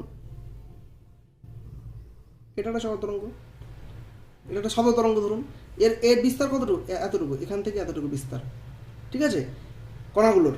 এবার আরেকটা শব্দ তরঙ্গ, আরেকটা তরঙ্গ যদি এরকম হয় যে ও ধরুন ওরও বিস্তার এক কিন্তু ওর কম্পাঙ্ক আলাদা, তার মানে ওর কীরকম হবে কম্পাঙ্কটা, ধরুন এর বিস্তারটা এরকম, ওরও বিস্তারটা এরকম কিন্তু কম্পাঙ্কটা আলাদা, বোঝা গেল। তার মানে বিস্তারটা কী হচ্ছে, দুজনের এইটুকু সমান হচ্ছে, এই যে এইটুকু সমান হচ্ছে দুজনের ক্ষেত্রে, বিস্তারটা সমান। কিন্তু কম্পাঙ্ক আলাদা কী করে বুঝবেন, দেখুন এই তরঙ্গটা কাঁপছিল কোথায়, এখানে এখানে এখানে এদিকে টাইম আছে, তার মানে এখানে ওর নামছে, এখানে নামছে, তার মানে ওর এখান থেকে এখানে হয়ে এভাবে এখানে আসতে ওর কী হচ্ছে, এখান থেকে এইটুকু একটা তরঙ্গ কমপ্লিট করে ফেলছে। কিন্তু ও কী হচ্ছে, ও একদম এখানে নামছে, ওর যে এই যে টাইমের এটা আলাদা হচ্ছে, ওই জন্য এর কম্পাঙ্ক আলাদা, কিন্তু বিস্তার এক। আবার যদি এরকম হয় যে কম্পাঙ্ক একই কিন্তু বিস্তার আলাদা, তার মানে এদিকে টাইম এদিকে হচ্ছে বিস্তার, তারপরে কম্পাঙ্ক একই, মানে ধরুন এটা একটা তরঙ্গ এরকম হয়ে কাঁপছে, কম্পাঙ্ক একই কিন্তু বিস্তার আলাদা, তার মানে কি হচ্ছে, ধরুন বিস্তারটা হচ্ছে একটা এটার বড় আঁকছি, তাহলে কম্পাঙ্ক একই মানে ও এখানে দিয়েই যাবে, কিন্তু বিস্তারটা এটা অনেক বেশি আলাদা, তাহলে বিস্তারটা আলাদা, কম্পাঙ্ক বুঝতে পারলেন ব্যাপারটা, এর বিস্তারটা বেশি, এর দ্বিতীয়টার বিস্তারটা বেশি, কিন্তু কম্পাঙ্ক দেখুন একই রকমভাবে হচ্ছে। তাহলে এই ব্যাপারটা ছিল। আর যদি একই হয় যে কম্পাঙ্ক একই বিস্তারও একই, তার মানে কম্পাঙ্ক একই বিস্তার একই মানে কি ওর একদম সেম সব হবে, বিস্তারটাও এরকম হবে, আর কম্পাঙ্ক কি ওখানে দিয়ে যাবে, বিস্তারও একই কম্পাঙ্ক একই, বোঝা গেল। তাহলে এখানে কি হচ্ছে, বিস্তার একই, আমরা অল্প প্রায় একই বিস্তার নিয়েও করলেও হবে, কিন্তু আমি একদম একই নিয়েছি। আর কি কম্পাঙ্কের সামান্য পার্থক্য, দেখুন কম্পাঙ্কের সামান্য পার্থক্য, এইটুকু পার্থক্য আছে, এখানে একদম সেম জায়গায় পড়েনি, পার্থক্য আছে। তাহলে এরকম যখন হচ্ছে যেতে যেতে কী হচ্ছে, কিছু জায়গায় কী হচ্ছে একদম একই রকম দশায় থাকছে, মানে দুটোই নিচে এদের দুটোই উপরে, তাহলে যেখানে একই রকম দশায় হচ্ছে সেখানে কী হবে, বিস্তারটা কি যোগ হয়ে যাবে। তাহলে লব্ধি যখন হচ্ছে তখন কী হচ্ছে, যেখানে একই দশায় সেখানে বিস্তারটা কি যোগ হয়ে যাচ্ছে, মানে এখানে কী হচ্ছে অনেক বেশি হচ্ছে, এখানে অনেক নিচে নেমে যাচ্ছে। এরকম করতে করতে করতে কী হচ্ছে, দেখুন এখানে কী হচ্ছে, দুটো বিপরীত, মানে প্রথম তরঙ্গটা নিচে, দ্বিতীয় তরঙ্গটা উপরে, তাহলে কী হচ্ছে দুটো ক্যান্সেল আউট হয়ে যাবে। এবার দুটোই যদি একই হয় বিস্তার, ধরুন একটার বিস্তার হচ্ছে এ, দুটোরই বিস্তার এ, তার মানে একজন যদি উপরের দিকে হয় তাহলে পজিটিভে, একজন যদি নিচের দিকে হয় তাহলে নেগেটিভে, তাহলে কি বিস্তারটা কি দুটো মিলে 0 হয়ে যাচ্ছে। আর যখন দুটোই একই দিকে হয় তখন a + a হচ্ছে কি 2a হয়ে যাবে, তখন মানে কি আপনার এক জায়গায় বিস্তারটা অনেক বেশি পাচ্ছি, আর এখানে কী হচ্ছে উল্টো হয়ে যাচ্ছে, যেন বিস্তারটা নেই একদম 0। আবার যেতে যেতে কী হচ্ছে, এখানে একই রকম দশা, মানে বিস্তার আবার বেড়ে গেল, আবার এখানে কী হচ্ছে বিস্তারটা পুরো এখানে উল্টো হচ্ছে, ওই জন্য দশা উল্টো, ওই জন্য পুরো বিস্তারটা শূন্য এখানে। কিন্তু এখানে কি দেখুন এই দিকে কী আছে, টাইম আছে, তার মানে এটা কিন্তু আপনি ভালো করে খেয়াল রাখবেন যে এটা কিন্তু টাইমের সাথে সাথে হচ্ছে, পজিশনের সাথে সাথে নয়। আমরা আপনারা দেখবেন পড়ে থাকবেন ব্যতিচার বা ঝালর পড়ে থাকবেন, ঝালরের ক্ষেত্রে কী হয়, এদিকে পজিশন, তো আপনার কী হয়, একটা ধরুন আলো পাচ্ছেন, মাঝে এখানে অন্ধকার পাচ্ছেন, আবার আলো, এখানে অন্ধকার আলো, অন্ধকার আলো, এভাবে হচ্ছে। আপনার এটা কী হয়, টাইমের রেসপেক্ট, এটা হয় আপনার পজিশনের রেসপেক্ট হয়, যে আপনার এক জায়গায় আলো, তার পাশে অন্ধকার, আবার তার পাশে আলো, মানে পজিশন অনুযায়ী, অবস্থান অনুযায়ী। কিন্তু বিট এই স্বরকম্পের ক্ষেত্রে কিন্তু অবস্থান অনুযায়ী হয় না, কি হয় টাইমের সাথে, সময়ের সাথে। মানে আপনার যদি আলো নিয়ে ভাবতাম তাহলে কী হতো, আলো নিয়ে ভাবলে এরকম হতো যে আপনার এখন আপনি জোরে শব্দ শুনতে পাচ্ছেন, আবার একটু পরে ওইখানেই ওই পজিশনে দাঁড়িয়ে আছেন, ধরুন আপনি একটা জায়গায় দাঁড়িয়ে আছেন, আপনি এক সময় জোরে শব্দ শুনতে পাচ্ছেন, আবার ওই একটু পরে আস্তে শব্দ নেই, মানে নৈশব্দ, আবার জোরে, আবার নৈশব্দ, আবার জোরে, আবার নৈশব্দ। আর আলোর ক্ষেত্রে কী হতো, আপনি এক জায়গায় দাঁড়িয়ে আছেন, একটা সময় জোরে আলো দেখতে পাচ্ছেন, আর একটা সময় ঘুটঘুটে অন্ধকার, আবার জোরে আলো, খুব জোরে একদম উজ্জ্বল আলো, আবার একটু পরে ঘুটঘুটে অন্ধকার, পুরো আলো নেই। তাহলে এই যে ব্যাপারটা, এটাই হচ্ছে বিটস, স্বরকম্প। তাহলে এখানে কিন্তু আমরা নিচ্ছি কেন, ধরুন যখন বিস্তারটা যোগ হয়ে যাচ্ছে, তখন এখানে বিস্তারটা যখন যোগ হচ্ছে একই দশায়, তখন কি হচ্ছে a + a মানে হচ্ছে দুজনেরই বিস্তার সমান, তার মানে হচ্ছে 2a। তার মানে এখানে কি হচ্ছে, আপনার আলোর যদি ধরি তাহলে জোরে আলো হচ্ছে, খুব জোরে আলো। আর যদি শব্দের ক্ষেত্রে নিই তাহলে জোরে শব্দ। আর যদি a - বিপরীত দশায় হয়, যেমন এখানে বিপরীত দশা, এগুলোতে বিপরীত দশায় হলে কি হবে, তখন মাইনাস হয়ে যাবে, তখন 0, a - 0, মানে আলোর ক্ষেত্রে কী হবে, ওখানে ঘুটঘুটে অন্ধকার হয়ে যাবে। আর যদি এর জন্য নিই আপনার শব্দের ক্ষেত্রে নিই, তাহলে একদম কোনো শব্দ শোনা, নৈশব্দ তৈরি হবে। তাহলে এটা বোঝা গেল। এবার যদি এরকম করতাম যে একটা নিলাম 20, একটার প্রাবল্য হচ্ছে ধরুন a1 = 20 আর a2 = ধরে নিলাম 1, তাহলে কি হতো, খুব বেশি পার্থক্য এটা। তাহলে a1 + a2 যখন প্রাবল্য জোরে বেশি, তখন কি হতো 20 + 1 21 হতো। আর যখন বিপরীত হয় a1 - a2 কত হতো, 20 - 1 মানে 19 হতো। তাহলে এই দুটোর মধ্যে পার্থক্য হচ্ছে কি, যখন জোরে শব্দ তখন জোরে হচ্ছে, আর যখন আসতে তখন কি খুব আসতে হচ্ছে, তখন তো 19। জোরের সময় 21 আর আসতের সময় 19, তাহলে এই দুটোর মধ্যে পার্থক্য হচ্ছে না, মানে আমরা চিনতে পারবো না ভালো করে যে কখন জোরে কখন আসতে। কিন্তু যদি একই রকম হয় তখন কি হবে, ধরুন A1ও 20 আর A2ও ধরুন 20/19, ধরুন 20, তাহলে কী হবে A1 প্লাস A2 তখন কী হচ্ছে 20 প্লাস 20 হচ্ছে 40, আর A1 মাইনাস A2 তখন কী হচ্ছে 20 মাইনাস 20 হচ্ছে 20 মাইনাস 20 হচ্ছে 0। তার মানে একটা জোরে হচ্ছে তখন খুব জোরে শুনতে পাচ্ছি, আর নেই তখন আসতে তখন নেই, একদম নৈশব্দ। বা আলোর ক্ষেত্রে খুব উজ্জ্বল আলো আর একদম ঘুটঘুটে অন্ধকার, তাহলে আমরা চিনতে সুবিধা হবে আমরা। ওই জন্য প্রাবল্যটাকে একই বা সমান বা প্রায় সমান নিতে হয়। আপনারা এই যে জিনিসটা আমরা বলেছিলাম যে একই বা প্রায় একই বিস্তার নিতে হবে, এই জিনিসটা আপনারা বুঝতে পারলেন এবার। আর সামান্য কম্পাঙ্ক পার্থক্য, কম্পাঙ্কের সামান্য পার্থক্য, কম্পাঙ্ক যদি একই হয় তাহলে তো একই রকমভাবে যাবে। কম্পাঙ্ক একই হলে কী হবে, এই যে আমি যেটা দেখালাম যে কম্পাঙ্ক যদি একই হয় তাহলে তো একই রকমভাবে যাবে। সব সময় কী হচ্ছে আপনার এখানে সব সময় একই দশা, এখানে সবসময় একই দশা হচ্ছে, তার মানে আমি সবসময় জোরে জিনিস পাবো, জোরে শব্দ বা জোরে আলো, তাহলে বিটস হবে না। তাহলে কম্পাঙ্কের পার্থক্য থাকতেই হবে, কিন্তু বেশি থাকলে হবে না, অল্প থাকতে হবে। অল্প থাকতে হবে এটা বললাম, বেশি থাকতে হবে না কেন আমি একটু পরেই বলছি। এবার দেখুন একটা স্বরকম্প মানে কি, একটা স্বরকম্প মানে হচ্ছে একটা জোরে পরপর দুটো সর্বোচ্চ বিস্তার। পরপর দুটো সর্বোচ্চ বিস্তার মানে কি, দেখুন এখানে সর্বোচ্চ বিস্তার হচ্ছে, আবার এখানে সর্বোচ্চ বিস্তার, মানে পরপর দুটো সর্বোচ্চ বিস্তার মাঝে একটা সর্বনিম্ন বিস্তার।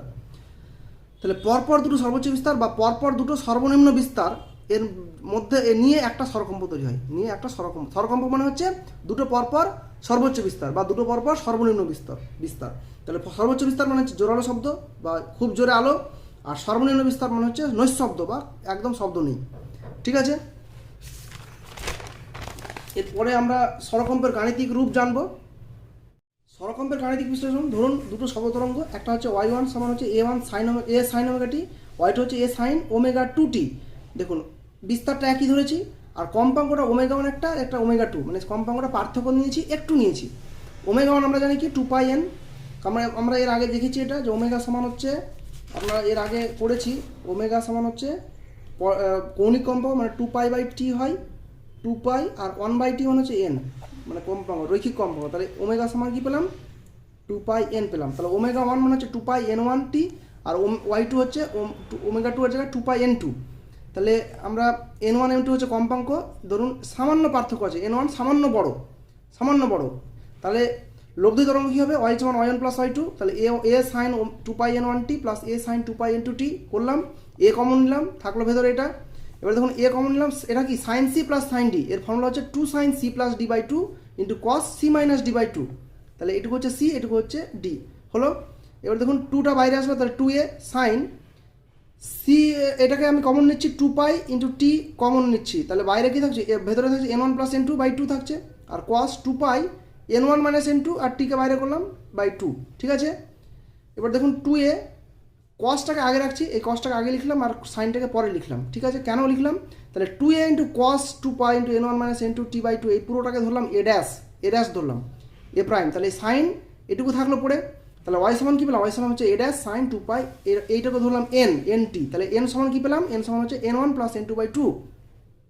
তাহলে দেখুন এখানে কিন্তু এটা কিন্তু কার মতো লাগছে, এটা একটা স্থান তরঙ্গের মতো লাগছে, কারণ এখানে ওমেগা টি মাইনাস kx এই ব্যাপারটা নেই। চলতরঙ্গের ক্ষেত্রে এই ব্যাপারটা কী থাকে, চলতরঙ্গের ক্ষেত্রে ব্যাপারটা থাকে এরকম। দেখুন আমরা এর আগে চলতরঙ্গ করিয়েছি, বারবার চলতরঙ্গটা দেখাতে হচ্ছে, চলতরঙ্গটা খুব ইম্পর্টেন্ট আসলে চলতরঙ্গের, এটা বারবার কিন্তু ওর আসছে, কোথায় আমরা করেছি যেন, এই যে চলতরঙ্গের এই যে এগুলো, চলতরঙ্গের ক্ষেত্রে ভেতরে কি মানে টি আর এক্স এর একটা টার্ম আসছে, এখানে কি সেই ব্যাপারটা আসছে, এখানে সেই ব্যাপারটা নেই, এখানে কিন্তু সেই ব্যাপারটা নেই। দেখুন আপনারা এটা সাইন 2πnt এই ব্যাপারটা নেই, তার মানে এটা একটা স্থান তরঙ্গ। স্থান তরঙ্গের কম্পাঙ্ক কী হতো, কম্পাঙ্ক হচ্ছে n সমান কী পেয়েছি n1 প্লাস n2/2, মানে লব্ধি তরঙ্গের, এটা হচ্ছে লব্ধি তরঙ্গের কম্পাঙ্ক। তার মানে দুটো যে উপরিবাহিত তরঙ্গ, সেই তরঙ্গ দুটোর কম্পাঙ্কের গড় করে নিলেই হয়ে যাবে। এবার দেখুন যেহেতু প্রাবল্যটা বিস্তারের বর্গের সমানুপাতিক হয়, প্রাবল্য কী হয় বিস্তারের বর্গের সমানুপাতিক হয়, তাহলে বিস্তার হচ্ছে এ ড্যাশ, কত এ ড্যাশ হচ্ছে আপনার, দেখুন এ ড্যাশ হচ্ছে এই যে আপনার এটা 2a cos 2π n1 minus n2 t/2, এটাকে আমরা বিস্তার ধরেছি। এই বিস্তারটা কি দেখুন, এখানে কসের সাথে কি আছে, টি যুক্ত আছে, কসের সাথে দেখুন টি যুক্ত আছে, তার মানে এই এ প্রাইমটা টি এর সাথে চেঞ্জ হবে, টি চেঞ্জ হলে কস চেঞ্জ হবে, কস টি এটা চেঞ্জ হবে, এটা চেঞ্জ হলে এডাস চেঞ্জ হবে। তার মানে এডাসটা হচ্ছে টি এর ফাংশন, অপেক্ষক। লব্ধি তরঙ্গের বিস্তারটা হচ্ছে টাইমের সময়ের অপেক্ষক। তার মানে সময়ের অপেক্ষক যেহেতু, তার মানে প্রাবল্যটা কি, বিস্তার যেহেতু সময়ের অপেক্ষক, তাহলে প্রাবল্যটাও সময়ের অপেক্ষক হবে। প্রাবল্যটা সময়ের অপেক্ষক, মানে সময়ের সাথে সাথে প্রাবল্য কম বেশি হবে। তাহলে সময়ের সাথে সাথে প্রাবল্য মানে জোরে শব্দ শোনা বা আস্তে শব্দ শোনা, বা জোরে খুব উজ্জ্বল হলো বা আলোর উজ্জ্বলতা কমে যায়, এই জায়গা হলে প্রাবল্য। তার মানে এই প্রাবল্যটা যদি সময়ের অপেক্ষক হয়, তার মানে সময়ের সাথে সাথে প্রাবল্য কম বেশি হবে। এটাকেই তো স্বরকম্প বলে, আমরা তো এটাকেই সংজ্ঞা দিলাম যে স্বরকম্প। বোঝা গেল ব্যাপারটা? এবার দেখুন নৈশব্দ মানে কোনো শব্দ নেই যখন, তার মানে প্রাবল্যটা জিরো হবে। প্রাবল্য যদি বিস্তারের বর্গের সমান হতে, তাহলে বিস্তারটা জিরো হবে। তাহলে বিস্তার মানে হচ্ছে এ প্রাইম, তাহলে এ প্রাইমটা জিরো। তাহলে দেখুন এ প্রাইম মানে কি 2a cos 2 pi n1 - n2/2 × t, এটা জিরো হবে। এবার দেখুন 2a তো জিরো হতে পারে না, তাহলে এটা জিরো, তাহলে এটা জিরো হবে। এবার এটা জিরো কখন কখন হবে, কসের কোন কোন ভ্যালুর জন্য জিরো, cos 90 pi/2। এই দেখুন কসের ভ্যালু কোথায় কোথায় জিরো, কসের ভ্যালু জিরো হচ্ছে এখানে +1, এখানে -1, এটা জিরো, এখানে জিরো। মানে π/2, 3π/2, 5π/2, 7, মানে বিজোড় π/2 গুলোতে জিরো। তার মানে হচ্ছে cos π/2, 3π/2, 5π/2 এগুলো তো জিরো। তার মানে হচ্ছে আমি যদি এটাকে ক্যালকুলেট করি, তাহলে টি সমান কী পাবো, যদি একবার π/2 ধরি, তাহলে π/2 ধরলে হচ্ছে পাই কেটে যাবে, 2 কেটে গেলো, তাহলে টি সমান হচ্ছে 1/2 n1 - n2। আর যদি এটা সমান যদি 3π/2 ধরি, তাহলে কী হবে 3/2 × n1 - n2। যদি এটা সমান যদি 5π/2 ধরি, তাহলে টি এর ভ্যালু বেরোবে এরকম বেরোবে। তাহলে আমরা টি ভ্যালু কী কী পেলাম, মানে এখানে এখানে এখানে এই ভ্যালুগুলোতে আপনার প্রাবল্যটা শূন্য হয়ে যাবে, বিস্তার শূন্য, প্রাবল্য শূন্য, নৈশব্দ। তার মানে নৈশব্দ, কোনো শব্দ নেই। তাহলে এই দুটো পরপর নৈশব্দের মধ্যে সময়ের ব্যবধান কত, পরপর দুটো নৈশব্দের মধ্যে সময়ের ব্যবধান কত, এটা মাইনাস এটা বা এটা মাইনাস এটা। তাহলে পরপর দুটো নৈশব্দের মধ্যে সময়ের ব্যবধান হচ্ছে 3/2 n1 - n2 - 1/2 n1 - n2, অর্থাৎ এটা মাইনাস এটা বা ইজিক্যাল টু এটা মাইনাস এটা, একই হবে। তাহলে এটা করলে ক্যালকুলেট করলে হবে, এখান থেকে এটা বাদ দিলে হবে হচ্ছে 1/n1 - n2 হবে। আপনি ক্যালকুলেট করে দেখবেন, লসও করবেন, ক্যালকুলেট করে এটা হবে। তার মানে পরপর দুটো নৈশব্দের মধ্যে সময়ের ব্যবধান হচ্ছে এটা। তাহলে প্রতি সেকেন্ডে কত স্বরকম্প হচ্ছে, প্রতি সেকেন্ডে কটা স্বরকম্প হচ্ছে, তাহলে 1/n1 - n2 এই সময়ে এই সেকেন্ডে কটা হচ্ছে, আপনার একটা স্বরকম্প হচ্ছে। এই যে দেখুন পরপর দুটো নৈশব্দকে বলা হয় একটা স্বরকম্প বলে। কী করে আমরা জানলাম, এই যে দেখুন আমরা একটু আগে করেছি, একটা স্বরকম্প কথার অর্থ কী, পরপর দুটো সর্বোচ্চ বিস্তার বা জোরে শব্দ বা দুটো সর্বনিম্ন বিস্তার বা নৈশব্দের মধ্যে নিয়ে একটা স্বরকম্প। তার মানে পরপর দুটো নৈশব্দকে বলা হয় স্বরকম্প, একটা স্বরকম্প। তার মানে এখানে কী হচ্ছে, পরপর দুটো নৈশব্দের মধ্যে সময়ের ব্যবধান কত, এটা। তার মানে একটা স্বরকম্পে সময়ের ব্যবধান এটা। তাহলে 1/n1 - n2 তে স্বরকম্প হয় একটি, তাহলে 1 সেকেন্ডে স্বরকম্প কত হবে, উল্টে যাবে, তাহলে n1 - n2t, তাহলে স্বরকম্প 1 সেকেন্ডে হচ্ছে এত। তাহলে এটা আমরা জানলাম। এবার দেখুন জোরালো শব্দের সময় কি, এ ড্যাশটা মানে বিস্তারটা সর্বাধিক হবে। তাহলে বিস্তারটা কত, 2a cos 2 pi n1 - n2 × t/2, এটা সর্বাধিক হবে। তার মানে কি হচ্ছে cos 2 pi × n1 - n2 × t/2 সর্বাধিক, এর সর্বাধিক মান হচ্ছে 1। তাহলে cos এর ভ্যালু 1 কখন কখন হয়, cos এর ভ্যালু 1 হয়, 1 ± 1 হয় 0-তে, পায়ে 2 pi 3 pi 4 pi 5 pi, মানে সব পাইগুলোতে। তার মানে 0 pi 2 pi হয়ে চলবে। তার মানে এটা ক্যালকুলেট করলে হবে, যদি আমি এটাকে 0 ধরি তাহলে টি সমান 0, যদি এটাকে আমরা পাই ধরি তাহলে টি সমান হচ্ছে 1/n1 - n2, যদি 2 pi ধরি এটাকে তাহলে টি সমান 2/n1 - n2। তাহলে পরপর দুটো জোরালো শব্দের মধ্যে শব্দাংশের ব্যবধান কত, সেটা হচ্ছে 1/n1 - n2 -0, মানে আপনার এটা থেকে এটা বাদ বা এটা থেকে এটা বিয়োগ, যেটা পাবো সেটা। তাহলে এটা করলে হবে 1/n1 - n2। তাহলে প্রতি সেকেন্ডে স্বরকম্পের সময় কত, তাহলে 1/n1 - n2 এই সময় স্বরকম্প হচ্ছে কত, একটা, মানে দুটো পরপর জোরালো শব্দের মধ্যে সময়ের যে শব্দের যেটা হচ্ছে সেটা হচ্ছে স্বরকম্প। তাহলে একটা স্বরকম্প, তাহলে 1 সেকেন্ডে উল্টে যাবে n1 - n2t। এবার দেখুন আমরা 1 সেকেন্ডে স্বরকম্প কটা পেলাম, জোরালো শব্দের সময় n1 - n2 আর নৈশব্দের সময়ও হচ্ছে n1 - n2। তার মানে 1 সেকেন্ডে যে স্বরকম্প হয় তাকে বলা হয় স্বরকম্পের কম্পাঙ্ক বা বিট ফ্রিকোয়েন্সি। প্রতি সেকেন্ডে উৎপন্ন স্বরকম্পের সংখ্যাকে বলা হয় স্বরকম্পের কম্পাঙ্ক বা বিট ফ্রিকোয়েন্সি। এটা কত পেলাম, n1 - n2 পেলাম। দেখুন n1 - n2, এই যে প্রতি সেকেন্ডে স্বরকম্পের সংখ্যা কী পেলাম, n1 - n2, নৈশব্দের সময় n1 - n2। তাহলে স্বরকম্পের কম্পাঙ্ক কত, n1 - n2। n1 n2 গুলো কি, উপরিবাহিত তরঙ্গের কম্পাঙ্ক। এই দেখুন এই যে উপরিবাহিত তরঙ্গ, এই দুটো তরঙ্গ হচ্ছে মেন উপরিবাহিত হয়েছে, এর কম্পাঙ্ক ছিল n1, এর কম্পাঙ্ক ছিল n2। তার মানে দুটোর যে বিয়োগফল n1 - n2, n1 বড় ছিল বলে n1 - n2 করেছি, যদি n2 বড় হতো তাহলে n2 - n1 করতো, মানে দুটোর বিয়োগফল আর কি, ডিফারেন্সটা হচ্ছে স্বরকম্পের কম্পাঙ্ক। এ দিয়ে আপনার কিন্তু অঙ্ক একদম 100% আসে। 100% এটা অঙ্ক কিন্তু খুবই ইম্পর্টেন্ট, যে সহজও কিন্তু, না জানা থাকলে কঠিন, কিন্তু ব্যাপারটা কিন্তু খুব সহজ। যে আপনার দুটো তরঙ্গ বলে দিল, যাদের কম্পাঙ্ক বলে দিয়েছে, বললো এই দুটো যদি উপরিপাতিত হয় তাহলে স্বরকম্প সেকেন্ডে কটা শোনা যাবে, আপনি জাস্ট বিয়োগ করে দেবেন। এবার দেখুন স্বরকম্প শ্রুতিবদ্ধ হওয়ার শর্ত। স্বরকম্পকে শ্রুতিবদ্ধ মানে শুনতে যাতে পাই আমরা। দেখুন উপরিপাতিত তরঙ্গ দুটির কম্পাঙ্কের পার্থক্য 10 হার্জের কম হতে হবে। এই যে n1 - n2 এটাকে মিনিমাম 10 হার্জের কম হতে হবে, 10 হার্জের বেশি হলে হবে না। এই যে দেখুন আমরা যখন বলছিলাম সংজ্ঞা, তখন বলছিলাম সামান্য পার্থক্য বিশিষ্ট কম্পাঙ্কের দুটি চলতরঙ্গ। পার্থক্য যদি না থাকে তাহলে তো হবে না, আমরা এটা বুঝিয়েছি। আর যদি পার্থক্য খুব বেশি হয় তাহলে হবে না, সামান্য পার্থক্য কত, সেটা 10 হার্জের কম। কেন? কারণ আমরা একটু পরেই বলবো সেটা। দেখুন এটা একটা শর্ত। আর 2 নম্বর শর্ত হচ্ছে উপরিপাতিত তরঙ্গ দুটির বিস্তার সমান বা প্রায় সমান হতে হবে। তাহলে A1 = কী হতে হবে, A2 = দুটো সমান হতে হবে, অথবা প্রায় সমান হতে হবে। এটা সমান না হলে বা প্রায় সমান না হলে, বেশি পার্থক্য হলে কি হয় আমরা একটু আগে বুঝিয়েছি এটা। এবার দেখুন শ্রুতি নির্বন্ধ বা স্বরকম্প। শ্রুতি নির্বন্ধ কী জিনিস আমরা পড়িয়েছি, যে আমরা জানি মানুষের শ্রুতি নির্বন্ধ হচ্ছে 1 এর 10 সেকেন্ড, মানে 1 এর 10 সেকেন্ডের মধ্যে যদি অন্য কোনো শব্দ চলে আসে তাহলে আমরা তাকে চিনতে পারবো না আলাদা করে। তাহলে স্বরকম্প শুনতে গেলে কী করতে হবে, ধরুন দুটো জোরে শব্দ হচ্ছে, একটা জোরে শব্দ হলো, ধরুন একটা জোরে শব্দ হলো আর আরেকটা জোরে শব্দ হলো, এটাকে তো স্বরকম্প বলে। একটা জোরে কম্প, তারপরে একটা হচ্ছে নৈশব্দ, তারপরে আরেকটা, এই দুটোর মধ্যে যে তৈরি হচ্ছে এটা স্বরকম্প। তাহলে এটা যদি একটা জোরে শব্দ আর একটা জোরে শব্দ যদি 1 এর 10 সেকেন্ডের সময়ের মধ্যেই চলে আসে, তাহলে তো আমরা তো একে চিনতে পারবো না। ধরুন এটা এলো আর 1 এর 10 সেকেন্ডের মধ্যে আবার এই পরের জোরে শব্দটা চলে এলো, তাহলে তো আমরা একে আলাদা করে চিনতে পারবো না। আমরা একটানা একটা শব্দ শুনতে পাবো, তাহলে আমাকে নিশ্চয়ই তাহলে এই দ্বিতীয় যে জোরে শব্দ, এটাকে 1 এর 10 সেকেন্ড সময়ের পরে আসতে হবে। বোঝা গেল? তার মানে যে তরঙ্গ দুটো হচ্ছে, তার মানে কি হচ্ছে, আমাদের যে n1 - এটা 1 এর 10 সেকেন্ড সময়ের পরে আসতে হচ্ছে এই সময়টাকে। তার মানে আপনার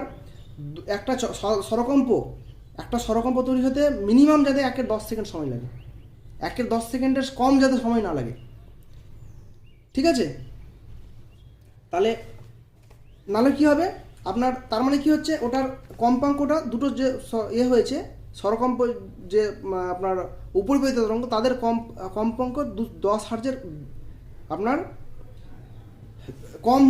কম হতে হবে। আপনার 10 হার্জের বেশি হলে কী হবে, স্বরকম্প শোনা যায় না। 10 হার্জের বেশি হলে কী হবে, 10 হার্জের বেশি হলে স্বরকম্প শোনা যাবে না। তখন ধরুন ওর কম্পাঙ্ক হচ্ছে দুটো n1 - n2, ধরুন আপনার হয়ে গেল 20। অ্যাকচুয়ালি হওয়া উচিত ছিল n1 - n2 হওয়া উচিত ছিল 10-এর কম, এরকম হওয়া উচিত ছিল, কিন্তু ধরুন দুটো হয়ে গেল 20। তাহলে কত হবে, বিট ফ্রিকোয়েন্সি কত হবে, স্বরকম্পের বিট ফ্রিকোয়েন্সি সেটা হবে আপনার n1 - n2, সেটা কত, 20 আমরা পেয়েছি। তাহলে n1 - n2 হচ্ছে 20, এটা হচ্ছে বিট ফ্রিকোয়েন্সি। তাহলে বিট ফ্রিকোয়েন্সি মানে 1 সেকেন্ডে কটা হচ্ছে, 1 সেকেন্ডে কটা স্বরকম্প হচ্ছে, তাহলে 20টি স্বরকম্প হচ্ছে 1 সেকেন্ডে। তাহলে 1 সেকেন্ডে 20টি স্বরকম্প হচ্ছে, তাহলে 20টি স্বরকম্প হতে সময় লাগে কত, সময় লাগে হচ্ছে 1 সেকেন্ড। তাহলে একটি স্বরকম্প হতে সময় লাগে কত, 1 এর 20 সেকেন্ড, মানে অনেক কম। 1 এর 20, তাহলে কে বেশি কম, 1 এর 10 কম, 1 এর 10 কিন্তু 1 এর 20 কিন্তু 1 এর 10 থেকে অনেক কম সেকেন্ড। তার মানে আমরা 1 এর 10 সেকেন্ড সময়ের মধ্যে যদি একটা জোরে শব্দ শোনার পরে আরেকটা জোরে শব্দ শোনার, এটা তো হচ্ছে একটা স্বরকম্প। এটা যদি 1 এর 10 সেকেন্ডের মধ্যে চলে আসে তাহলে আমরা শুনতেই পাবো না। তাহলে 1 এর 10 সেকেন্ডের মধ্যেই আসছে, 1 এর 20 সেকেন্ডের মধ্যে চলে আসছে, তাহলে অল্প সময়ের মধ্যেই চলে আসে, মানে আমরা শুনতেই পাবো না। ওই জন্য ওটাকে 10 হার্জের কম হতে হবে বিস্তার পার্থক্যটাকে। আশা করি বুঝতে পেরেছেন।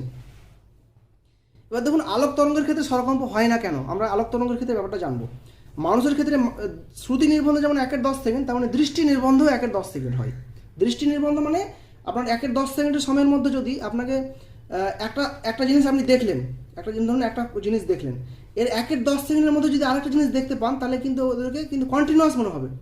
আপনাকে যদি পরপর স্টিল ছবি, ধরুন এটা একটা ফটো, এটা একটা ফটো, এরকম পরপর ফটো আছে, এটা যদি 1 এর 10 সেকেন্ডের মধ্যে যদি রাখা হয়, তাহলে আপনি কিন্তু এটাকে আর আলাদা করে ছবি বলতে মনে হবে না, এটাকে মনে হবে ভিডিও মনে হবে, আপনার মনে হবে চলছে, কন্টিনিউয়াস চলছে, আপনার কিন্তু এটাকে আর ছবি বলে মনে হবে না। ব্যাপারটা বুঝতে পারছি? এটা হচ্ছে দৃষ্টি, এটাকে বলা হয় দৃষ্টি নির্বন্ধ, এটাও 1 এর 10 সেকেন্ড। দৃষ্টি নির্বন্ধ। কিন্তু এখানে এখানে দেখুন এই আলোক তরঙ্গের কিন্তু কম্পাঙ্কটা অনেক বেশি, 10⁻14 থেকে 10⁻15 হার্জ, এত বেশি। তাহলে এত বেশি কম্পাঙ্কের মধ্যে আপনার 10 হার্জের যে পার্থক্য, এই 10 হার্জের পার্থক্য বিশিষ্ট মানে আপনার আলোক তরঙ্গ পাওয়া মুশকিল, বাস্তবে পাওয়া যাবে না। মানে এর কম্পাঙ্কটা এত বেশি, পাওয়ার 10-এর পাওয়ার 14-15, বুঝতে পারছেন?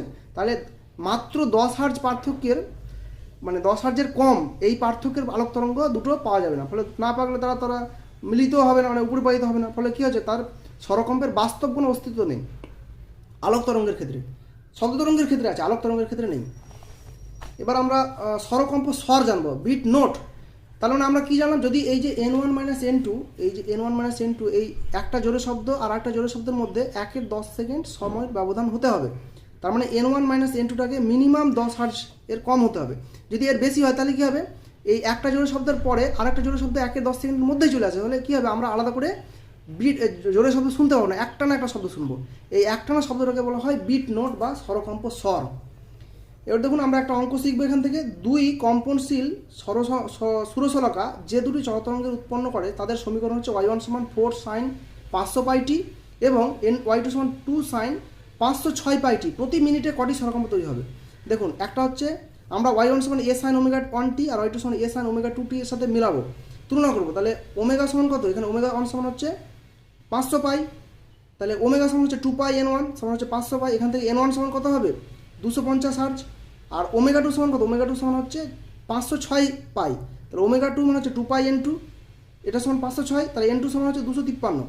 তাহলে n1 মানে n2 মাইনাস n1 কত? 253 মাইনাস 250, তাহলে 3। তাহলে বিট ফ্রিকোয়েন্সি হচ্ছে 3, দুটো বিয়োগফল 3 পেলাম। এটা হচ্ছে 1 সেকেন্ডে, তাহলে মিনিটে বলেছে, তাহলে 60 দিয়ে গুণ 180টি হবে। এবার দেখুন স্বরকম্পের প্রয়োগ, কী কী প্রয়োগ আছে অজানা কম্পাঙ্ক নির্ণয় করার জন্য। অজানা কম্পাঙ্ক নির্ণয় করার জন্য প্রয়োগ আছে। দেখুন দুটো সুরশলাকাকে আমরা একটা অঙ্ক করে এই ব্যাপারটা জানবো। আমরা থিওরিটিক্যালি জানতে পারতাম, কিন্তু আমরা এখানে কী হবে, অঙ্ক করা হবে, আবার এই বিষয়টা ভালো করে বোঝাও যাবে। ওই জন্য আমরা একটা গাণিতিক উদাহরণ দিয়ে করিয়েছি। দুটি সুরশলাকাকে একত্রে বাজালে সেকেন্ডে 4টি স্বরকম্প পাওয়া যায়। দ্বিতীয় শলাকার সঙ্গে একটু মোম লাগিয়ে এদের আবার একত্রে বাজালে সেকেন্ডে 6টি স্বরকম্প পাওয়া যায়। দ্বিতীয় সুরশলাকাটির কম্পাঙ্ক কত? দেওয়া আছে প্রথম শলাকার কম্পাঙ্ক 510 হার্জ।